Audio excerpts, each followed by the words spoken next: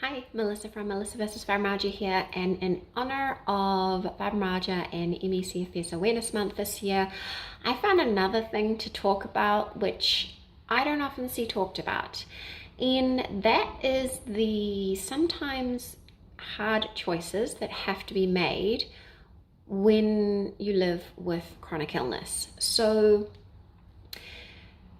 not many of the medications available for fibromyalgia, ME/CFS, even endometriosis, any of those conditions that are related, not many of the medications are one you can decide lightly to take. And so at any given time, we have to make quite a lot of decisions. And it's not just about medications. Like, we have to make a lot of spur of the moment decisions. You know, is this activity worth the blowback we're going to get? Is this activity worth the post-exertion malaise and pain we're going to get? Those kinds of things, which we have to do all the time, just regularly. But also those bigger decisions we have to make, like, is this medication worth it? And at the moment, particularly one that is on my mind and has been on my mind for a while is taking quetiapine for sleep. I've had 20 years of terrible sleep.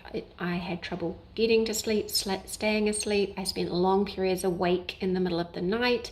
I would wake up too early and be unable to get back to sleep. And more importantly, I never had quality sleep. I did not have enough deep or REM sleep, which has detrimental effects.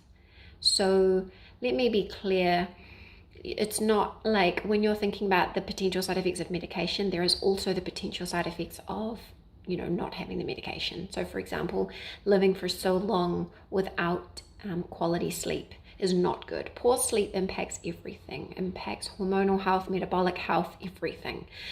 Not sleeping well impacts you cognitively. It impacts everything. There's just so much research about it. I've done a lot of research and I don't want to digress into sleep. But it is not easy. So there's some, research, any medication that affects your brain, right? You've got to be very mindful of it. And you've got to be very mindful of those medications that manipulate your brain. And so quetiapine is another one of those medications that work in your brain and manipulates, chemicals in your brain. And there are some potential side effects which are scary. And it's a big deal to take it. And I have had that conversation with my doctor actually a few times over the course of taking it, when we were wondering if perhaps the quetiapine was causing my orthostatic intolerance, my heart rate issues to be worse, and maybe also the heat intolerance issues to be worse. And the doctor admitted that yes, it could be playing a part, but at the moment, the cost versus benefit analysis for me appears to be working. Obviously that falls to me ultimately, but I'm making a decision literally right now as to whether this quality sleep is worth potential effects, particularly in the future for the quality of my brain as I age.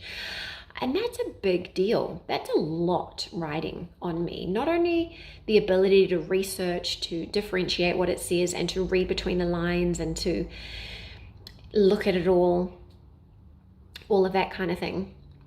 But just to make those kinds of decisions and have that responsibility sitting on me, it's a big deal.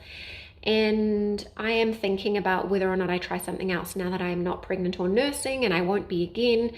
Do I go back and try 5-HTP, which kind of works on similar pathways in the brain? It deals with serotonin.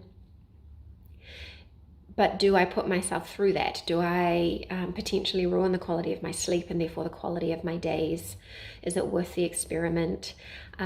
What would it be like coming off? Because I know that the few times I've not taken quetiapine, I do not sleep at all. So I will have some adjustment periods.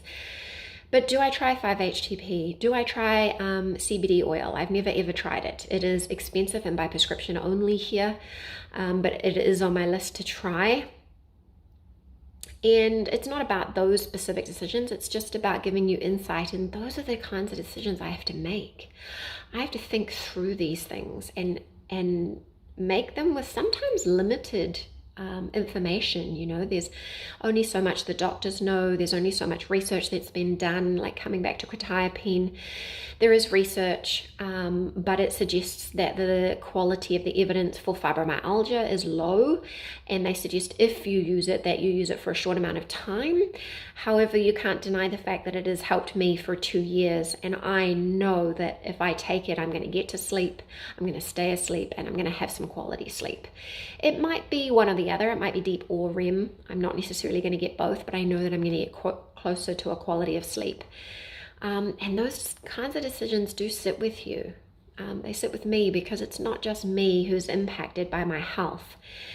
And I don't want to think that I'm taking from the future to give to now. But those are things that we have to make those decisions on. So I guess that's another thing to share this awareness month is the magnitude of sometimes these decisions that we have to make.